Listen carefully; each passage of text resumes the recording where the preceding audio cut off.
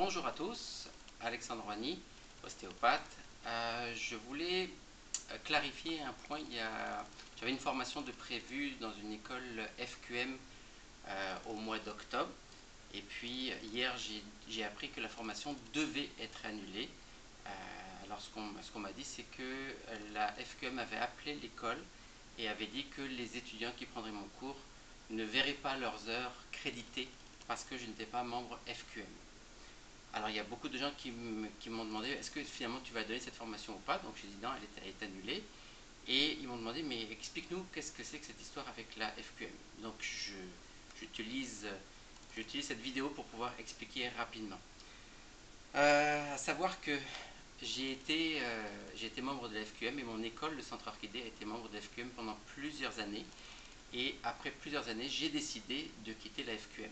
Donc il faut savoir une chose par rapport au cours de l'Omi par exemple, c'est que j'enseigne le cours de l'Omi depuis 2007 et que j'ai enseigné le cours de l'Omi au travers de mon école, qui était une école reconnue FQM. J'ai enseigné au travers de l'école Latitude à la ville de Québec.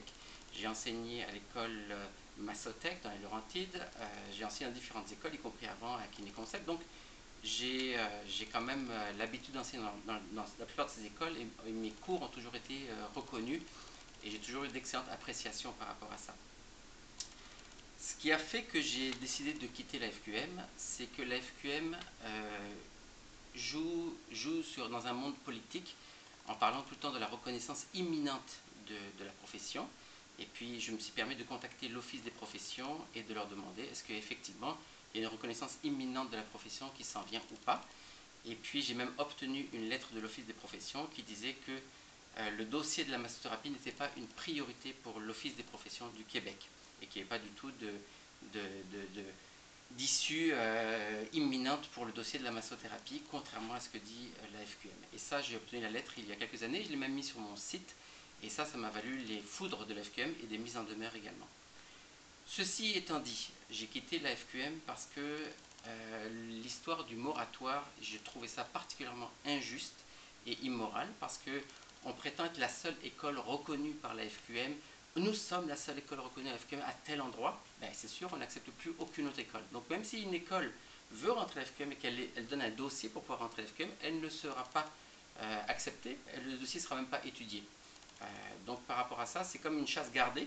On est entre nous et on ne reconnaît plus personne. Donc c'est très facile, mais c'est très immoral et très injuste. Donc on ne peut pas se prévaloir de quelque chose alors qu'on a fermé les portes à tous les autres. Ensuite, c'était les redevances. Faut savoir que toutes les écoles payent des redevances par rapport au nombre d'étudiants inscrits dans leurs écoles. Toutes les écoles FQM payent des redevances à la FQM. Et ce système-là, je trouvais qu'il était particulièrement mal adapté. Et ensuite, cette propagande du vrai ou du faux massothérapeute, c'est quelque chose qui est d'antiquité, qui est complètement dépassé. Alors ici, j'exige un vrai massothérapeute, là c'est un faux massothérapeute.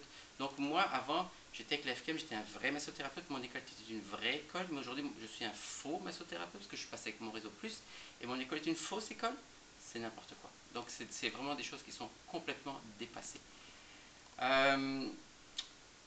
Donc toutes ces raisons ont fait que j'ai décidé de quitter la FQM et j'en ai payé le prix puisqu'il y a eu beaucoup de pression pour que je ne puisse plus enseigner dans aucune école. Donc je n'enseigne plus à Latitude, je n'enseigne plus à Massotech et donc là les derniers contrats viennent de sauter juste parce que mes formations ne sont pas reconnues et que les étudiants veulent que ça rentre dans les heures créditées.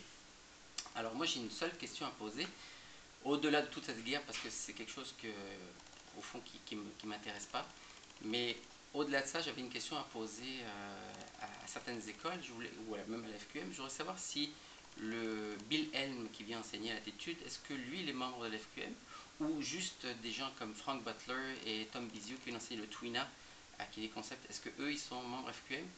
Est-ce qu'on doit tous être membres FQM pour pouvoir enseigner une expertise?